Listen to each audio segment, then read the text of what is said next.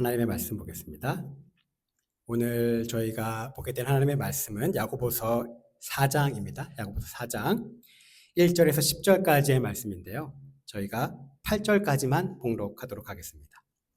야고보서 4장 1절에서 10절까지의 말씀, 제가 4장 1절부터 8절까지의 말씀만 봉독해 드리겠습니다. 너희 중에 싸움이 어디로부터, 다툼이 어디로부터 나느냐? 너희 지체 중에서 싸우는 정욕으로부터 나는 것이 아니냐? 너희는 욕심을 내어도 얻지 못하여 살인하며 시기하여도 능히 취하지 못함으로 다투고 싸우는도다. 너희가 얻지 못함은 구하지 아니하기 때문이요 구하여도 받지 못함은 정욕으로 쓰려고 잘못 구하기 때문이라. 가늠한 여인들아, 세상과 벗된 것이 하나님과 원수됨을 알지 못하느냐? 그런즉 누구든지 세상과 벗이 되고자 하는 자는 스스로 하나님과 원수되는 것이니라.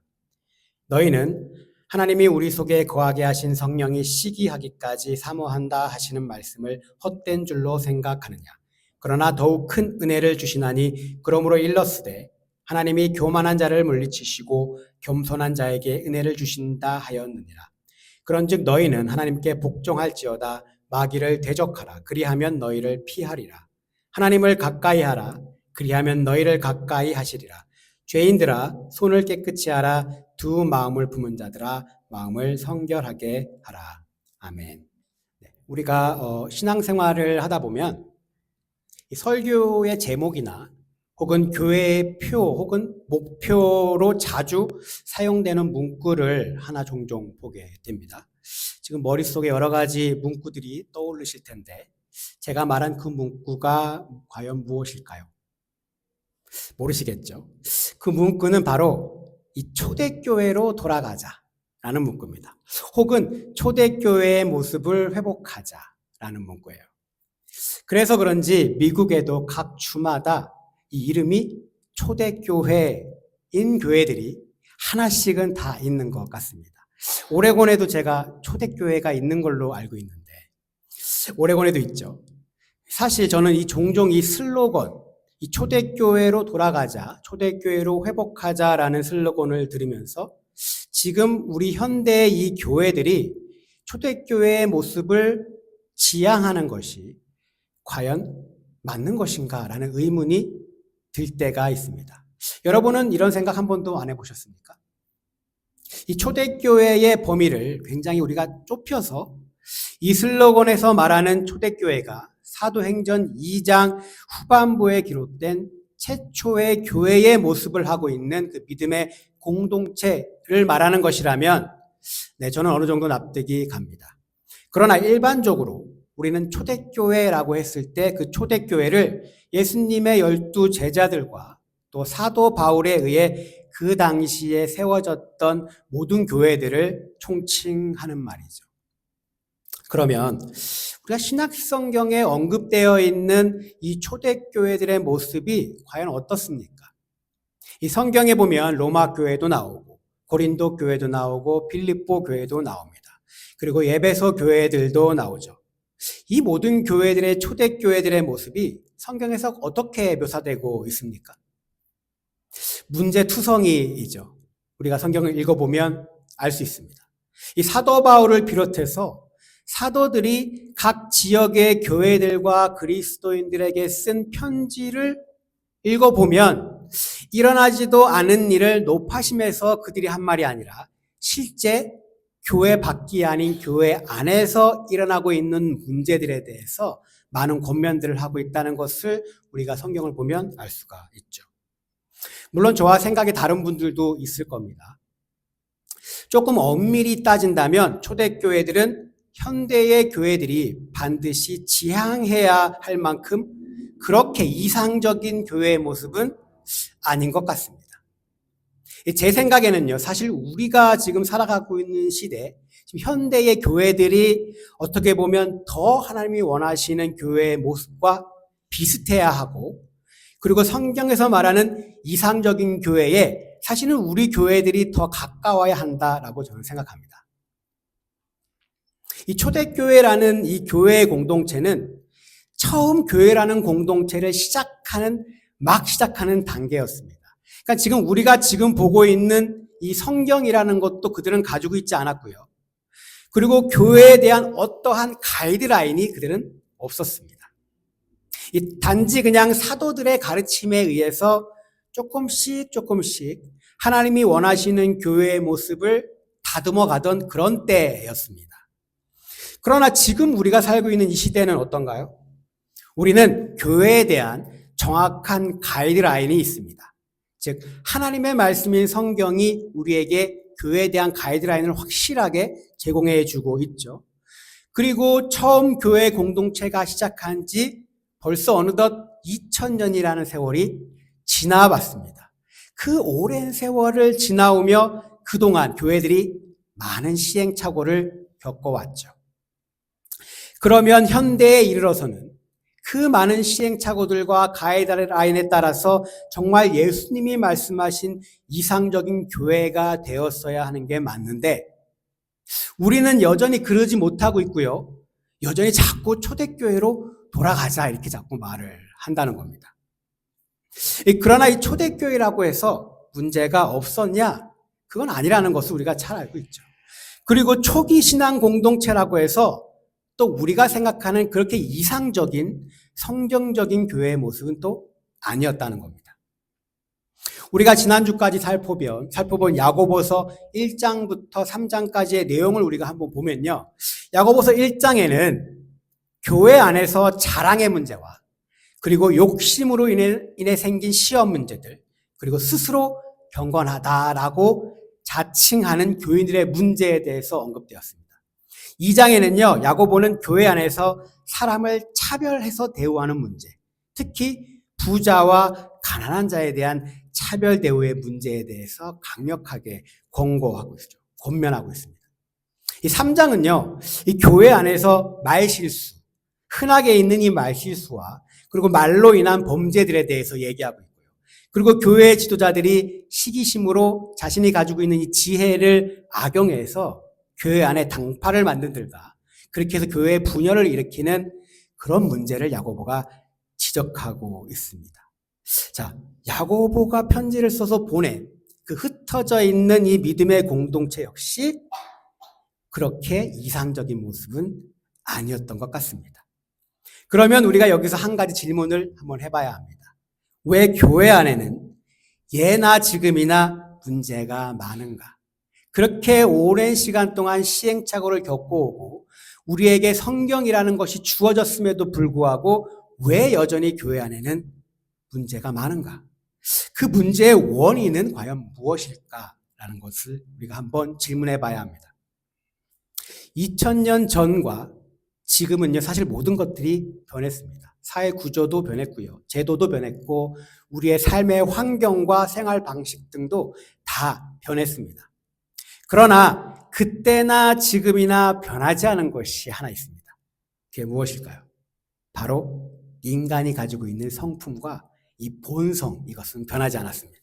이 성경은요, 인간의 모든 문제의 근원을 바로 환경과 배경에서 찾지 않고 인간 본성 자체에서 찾고 있습니다. 이를 우리는 원죄 혹은 죄된 본성이라고 성경에서 말하죠. 인간의 본성은요, 예나 지금이나 변하지 않았습니다. 2000년 전의 사람이나 지금 우리나 똑같다는 거죠. 야고보서의 대상인 이 믿음의 공동체들도 우리와 아마 같은 성품을 가진, 같은 본성을 가진 사람들이 모여서 교회를 구성하고 있었기 때문에 거기에도 당연히 문제가 있었을 겁니다. 지금 교회 안과 마찬가지로 그들 가운데도요, 잘난 척하는 사람들이 있었고 온유함보다 그 마음에 독한 시기와 다툼을 품고 있는 사람도 있었을 겁니다. 교회 안에서 문제가 발생하면 그 문제의 원인을 교회 외부에서 찾거나 혹은 교회의 시스템적 결함에서 찾으려고 하지만 아니요, 교회 안에서 발생하는 거의 대부분의 문제들은 그 원인이 바로 우리 자신에게 있다는 겁니다. 그리고 야고보는 오늘 말씀 4장에서 이 부분을 확실하게 지적하고 있죠. 오늘 말씀 4장 1절을 먼저 보겠습니다.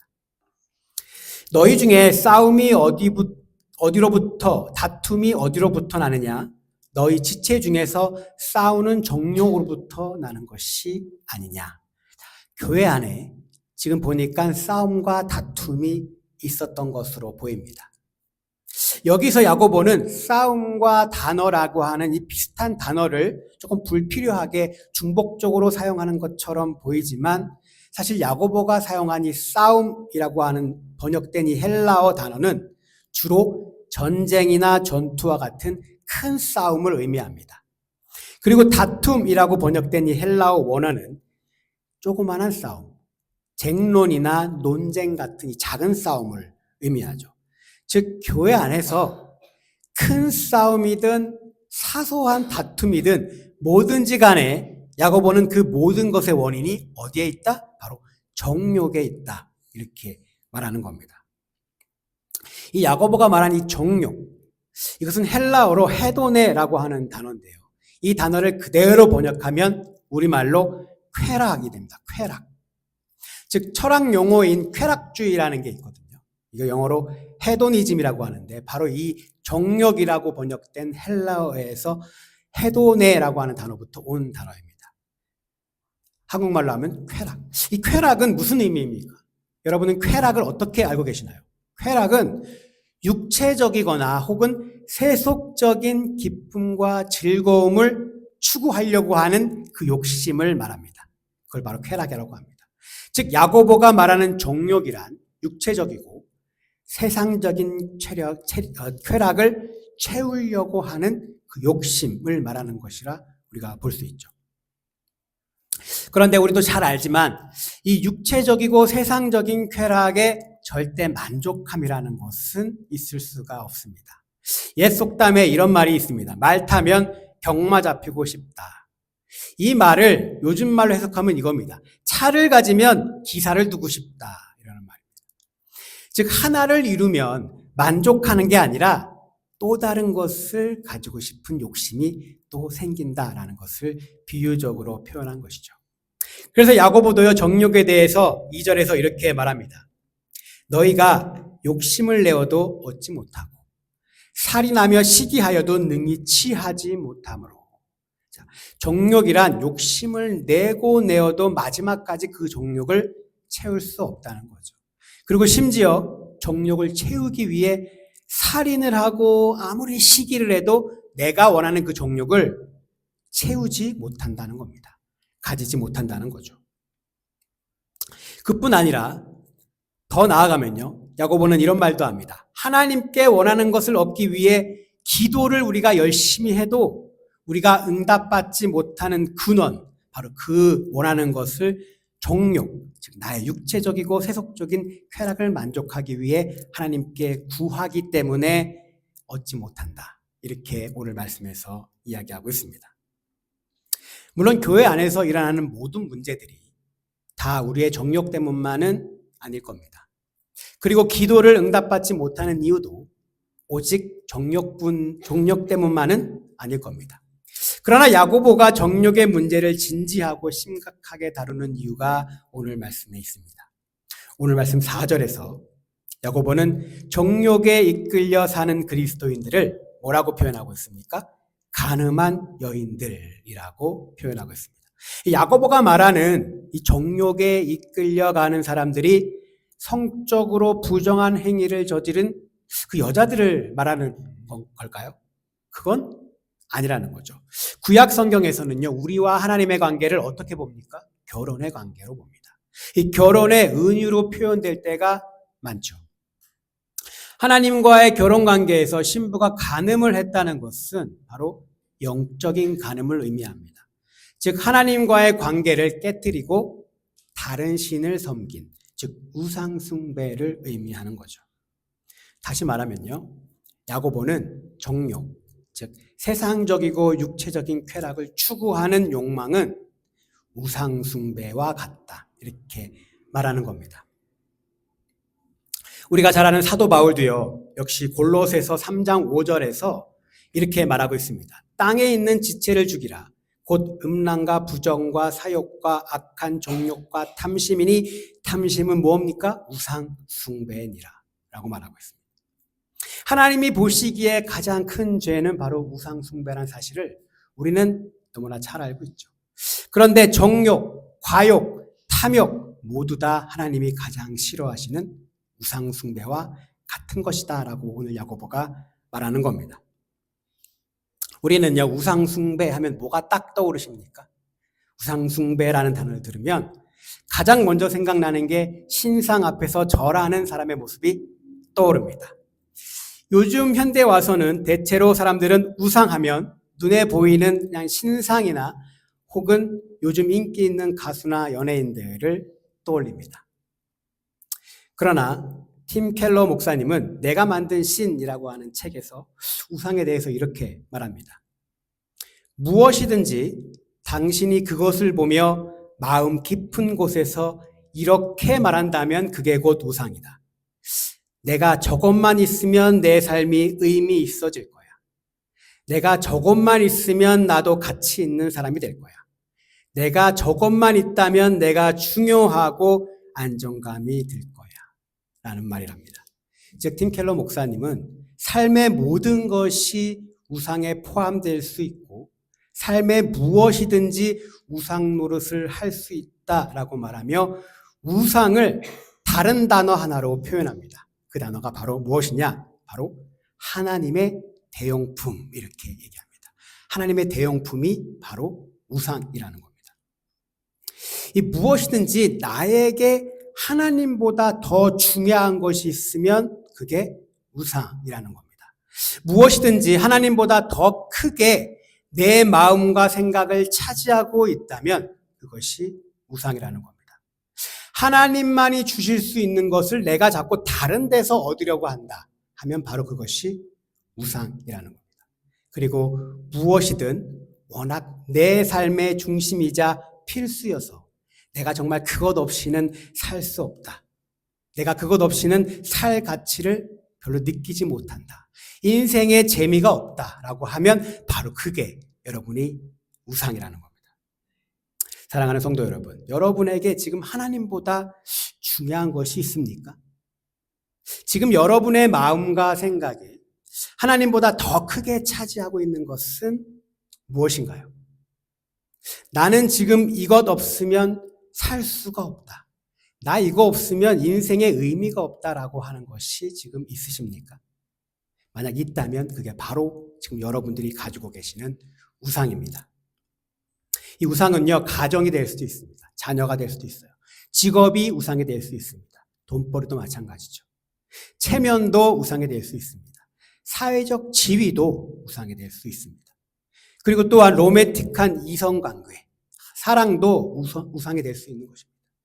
사람들에게 인정받는 것, 또한 안전하고 평안한 삶을 강구하는 것, 그런 환경을 원하는 것, 또한 외모, 두뇌, 도덕적인 가치관, 심지어 이 기독교 사역의 성공과 교회의 성공도 내 마음속에 만약에 그게 더 하나님보다 크게 자리 잡고 있다면 그것도 우상이 될 수 있는 겁니다.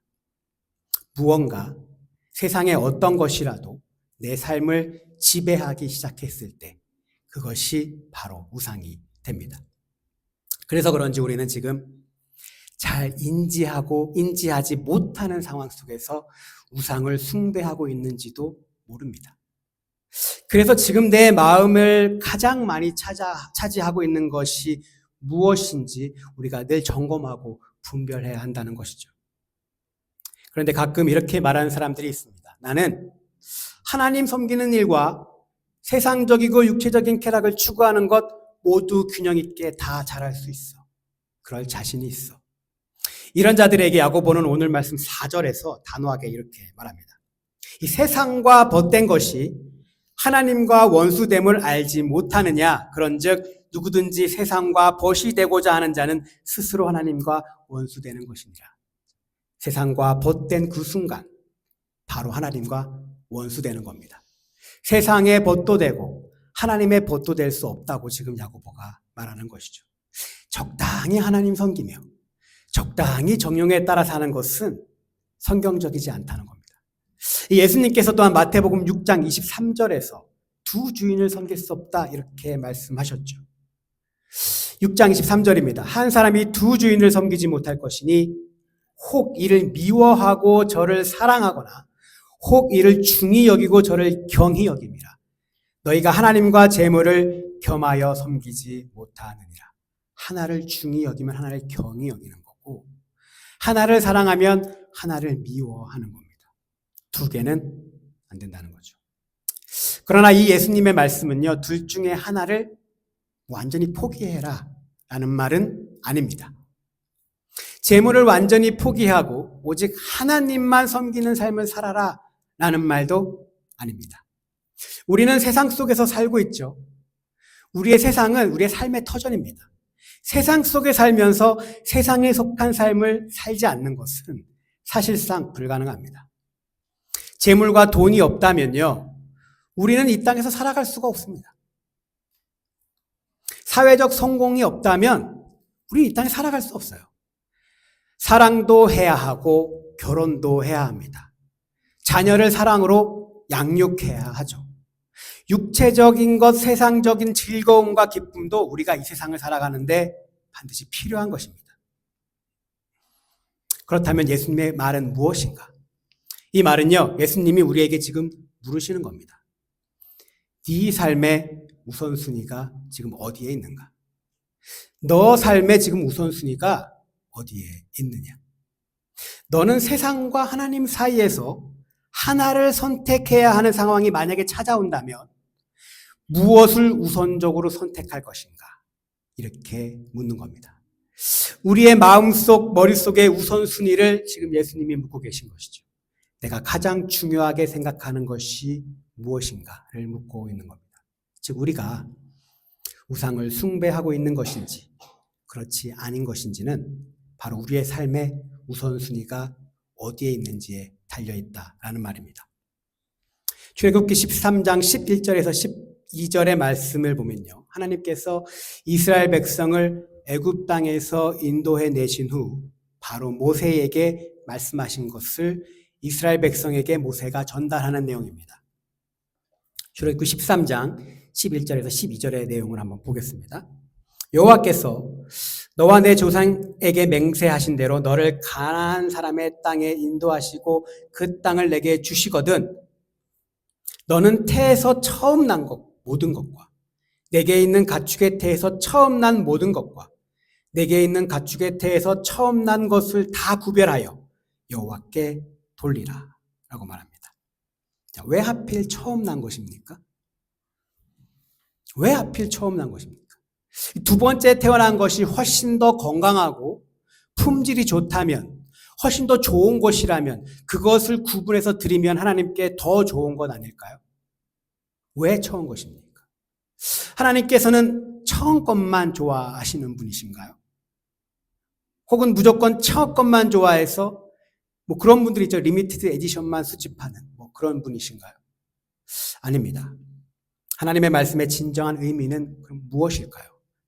그 무엇이든 그 어떤 것이든 처음 것을 하나님께 드림으로 하나님이 너의 삶의 최우선순위라는 것을 니네가 늘 기억하고 살아라는 말입니다. 가나안 땅에 들어가자마자 바로 즉시 처음 난 것을 가지고 가장 먼저 뭘 하라고 말씀하시나요? 다른 것 말고 가장 먼저 하나님께 예배를 드리라 지금 말하고 있는 겁니다. 하나님께서는요, 이스라엘 백성에게 처음 난 것을 드림으로 하나님이 너희의 첫째가 될 것을 기억하라는 것이고, 가나안 땅에 들어왔으니 집도 지어야 하고 농사도 지어야 하고 가족들도 챙겨야 하지만 다른 무엇보다 하나님을 예배하는 것을 가장 먼저 해라. 하나님의 예배가 최우선 순위에 두어라 라는 말입니다. 하나님이 너희들의 가장 우선순위에 있다라는 것을 하나님이 말하는 것이죠. 정욕의 우선순위를 두고 세상과 벗대어 살아가는 자들에게 야고보는 오늘 8절 말씀에서 이렇게 말합니다. 하나님을 가까이 하라. 그리하면 너희를 가까이 하시리라. 죄인들아 손을 깨끗이 하라. 두 마음을 품은 자들아 마음을 성결하게 하라. 두 마음을 품지 말라는 말이죠. 두 마음이 무엇입니까? 세상과 벗함과 동시에 하나님과도 벗하려는 성도. 우선순위 없이 하나님과 세상을 1대1로 두는 사람들을 말합니다. 세상적 즐거움과 하나님을 예배하는 것을 동시에 똑같은 조건으로 하려고 하는 사람들. 세상과 하나님 사이에서 흔들리는 상태에 있는 사람들. 중심을 잡으라는 거죠. 우선순위를 정해라. 두 가지 일이 겹쳤을 때 우선순위에 따라 네가 선택할 수 있는 그 마음을 가지라는 겁니다. 또한 하나님을 가까이 하라. 그리하면 너희를 가까이 하시리라. 조건입니다. 네가 가까이 하면, 그리하면 나도 너를 가까이 하겠다라는 말이죠. 반대로 말하면요, 하나님을 멀리하면 그러면 나도 너를 멀리하겠다라는 말입니다. 그럼 하나님을 가까이 한다는 것이 무슨 말입니까? 어떻게 해야 우리가 하나님께 가까이 갈 수 있습니까? 제가 볼 때 하나님을 가까이 하라는 말은 내가 가지고 있는 삶의 모든 시간을 다 하나님께 드리라라는 말은 아닙니다. 수양회에 참석하고 부흥회에 참석하고 교회에 하는 모든 행사에 참석하고 성경 공부도 참석하고 순모임에도 참석하고 선교 바자에도 참석하고 모든 교회 행사와 활동에 나의 시간을 최우선 순위로 쓰라. 그것이 하나님을 가까이 하는 건가요? 이것은 더더욱더 하나님을 가까이 한다는 의미가 아닙니다. 하나님께 가까이 하는 방법은요, 내 삶의 우선순위가 하나님을 예배하는 데 있으면 되는 겁니다. 내 삶의 우선순위가 하나님과 인격적으로 교제하는 것, 즉 기도하는 것에 있으면 되는 겁니다. 그리고 하나님을 더욱더 잘 알기 위해서 말씀을 공부하고 묵상하는데 내 마음이 있으면 그게 바로 하나님께 가까이 가는 방법인 것이죠. 우리가 누군가를 사랑하면요, 그 사람에 대해서 모든 것을 알고 싶어 하는 게 당연지사입니다. 여러분도 다 사랑해 보셨죠? 그 사람이 너무나 궁금해서 견딜 수 없는 게 바로 그 사랑의 감정입니다. 근데 만약 지금 내가 하나님에 대해서 별로 관심이 없다면, 내가 하나님에 대해서 별로 궁금한 게 없다면 지금 내가 하나님을 사랑하는지 안 하는지 내 마음을 한번 의심해 봐야 한다는 겁니다. 우리는요, 뭐든지 다 처음이 있습니다. 예수님을 만났던 그 첫 시간, 예수님을 사랑했던 그 첫 사랑의 기억 다 있죠. 이 하나님을 처음 사랑한다 고백했던 그때를 한번 생각해 보십시오. 내가 신앙심이 가장 깊었다라고 생각했던 그때의 나의 삶의 의미가 하나님을 예배하고 기도하고 하나님의 말씀에 열심을 내는 것에 있지 않으셨습니까? 혹시 지금은 나의 마음이 조금은 세속적이고 육체적인 즐거움과 기쁨을 채우는 쪽에 방향을 틀어서 가고 있다면, 내 삶의 무게의 중심이 그쪽으로 이동해 가고 있지는 않으십니까? 처음에는 온 세상을 주고도 바꿀 수 없는 사랑을 깨닫고 감격하다가 시간이 지나면서 내 마음을 가득 채우고 있었던 그 다른 무언가로 인해 기도하는 일도 이 순위로 밀리고 예배하는 일도 이 순위로 밀려서 예배를 드리지 않아도, 하나님께 기도를 하지 않아도 내 마음에 어떠한 불편함도 느끼지 않는다면 그럼 사랑이 식었다는 얘기입니다. 사랑하는 성도 여러분, 오늘 스스로에게 한번 질문해 보았으면 좋겠습니다. 나는 지난 한 주간 지으시고 극진히 사랑하시는 하나님, 그분의 마음에 들기 위해, 그분의 관심과 호의를 얻기 위해 내가 얼마나 마음을 썼었나? 요즘 내 삶의 우선순위는 어디에 있는가? 요즘 내 주된 관심사가 어디에 있을까? 혹시 그 관심사가 하나님께 가까이 나아가는 장애물이 되고 있지는 않을까? 그런데요, 진짜 문제는 다른 데 있습니다. 우리는 진짜 문제는 하나님을 가까이 하지 않는 데 있는 것이 아니라 하나님을 예배하고 하나님과 교제하는 것을 내 삶의 정욕보다 우선하지 않는 것이 문제가 아니라 우리가 알고 있으면서도 안 하는 게 더 큰 문제입니다. 우리는요, 많이 듣고 배워서 너무나 잘 알고 있습니다. 예배 드려야 되는 거, 기도해야 하는 거, 하나님 말씀 묵상해야 되는 거, 하나님에 가까이 가야 한다는 사실을 우리가 너무 잘 알고 있습니다. 하나님을 예배하는데 우리의 우선순위가 있어야 한다라는 사실은 이론적으로나 우리가 너무나 잘 알고 있다는 거죠. 우리는 하나님 뜻대로 살아야 한다는 것을 알면서도 그렇게 살지 않는 것에 문제가 있다는 겁니다. 이 자기 뜻대로 하고 싶은 욕망을 가지고 우리는 살아간다는 거죠. 우리는 문제가 무엇인지 모르는데 문제가 있는 것이 아니라 문제를 알지만 그것을 해결하지 않기 때문에 문제가 되는 겁니다. 알면서도 되지 않는다. 알면서도 그렇게 살지 못한다. 바로 그것이 우리의 문제이고요. 한 가지의 더 문제는 알면서도 하지도 않고 알면서도 하고 싶지 않은 게 더 문제입니다. 귀찮고 이걸 더 하고 싶고 내 정욕에 끌리는 대로 하는 것이 내가 더 즐거우니까 알면서도 하고 싶지 않은 마음, 그것이 더 문제라는 것이죠. 우리는 내 삶의 우선순위를 하나님께 두어야 한다는 사실도 알고 이미 그 기준도 가지고 있습니다. 그러나 그렇게 하지 않는 것이 우리의 진짜 문제인 것이죠. 이것을 주객이 전도됐다, 본말이 전도됐다 라고 말하며 바로 주객전도 본말 전도된 신앙생활을 하고 있은지 우리가 이미 오래되었다는 겁니다. 마태복음 6장 33절을 보면요, 예수님께서 이렇게 말씀하십니다. 그런즉 너희는 먼저 그의 나라와 그의 의를 구하라. 그리하면 이 모든 것을 너희에게 더하시리라. 이 말씀에서 가장 중요한 단어가 뭐라고 생각하십니까? 그의 나라와 그의 의, 그것도 물론 중요하지만 제 생각에는 이 말씀에서 가장 중요한 단어는 바로 먼저라는 단어입니다. 먼저. 무슨 말입니까? 이것은 우선순위의 문제다라는 겁니다.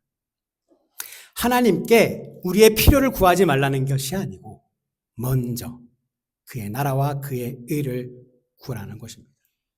그런 것들은 다 필요한데 가장 먼저 너희들이 뭘 구할 것인지를 정해라, 정리하라라는 겁니다.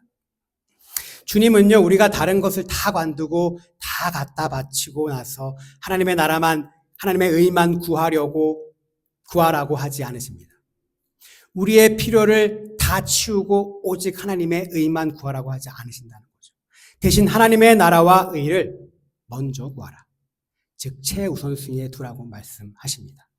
우리가 먼저 하나님의 나라의 의를 구하면 우리가 이 땅에 살면서 염려할 만한 그 모든 일을, 모든 먹고 사는 문제를 다 책임져 주시겠다라는 말씀이죠. 하나님이 원하시는 일을 먼저 하면서 네가 살면 나머지 다른 것들은 하나님께서 다 해결해 주시겠다라는 겁니다. 여러분 궁금하지 않으십니까? 나의 육체적 세상적 쾌락의 욕심은 이 순위로 밀어놓고 하나님의 나라와 하나님의 의를 먼저 최우선 순위로 구하면 정말 하나님이 나의 필요한 다른 모든 것들을 채워주시는지 아닌지 궁금하지 않으십니까? 하나님을 한번 시험해 보십시오. 1년이고 2년이고 예수님이 말씀하신 이 말씀이 진짜인지 아닌지 한번 시험해 보시기 바랍니다. 사랑하는 성도 여러분, 이제는 하나님과 세상 중간 어디에 서 계시지 말고 선택하시기를 소망합니다. 지금 말고 나중에 하나님의 나라와 의를 구하겠다. 아니요, 그 나중은 나에게 오지 않을 수도 있다는 겁니다. 내가 지금 드리고 있는 이 예배가 내가 이 땅에서 하나님께 드릴 수 있는 마지막 예배가 될 수도 있다는 겁니다. 나중은 없습니다. 먼저 바로 지금 해야 합니다. 할 수 있을 때 해야 합니다. 내 삶의 우선순위는 지금 어디에 있는가? 내 삶의 우선순위는 지금 어디에 있는가? 바로 이 질문이 이번 한 주간 여러분의 마음과 머릿속을 가득 채워서 여러분의 한 주간의 삶을 이끌어 가시기를 주님의 이름으로 간절히 소망합니다.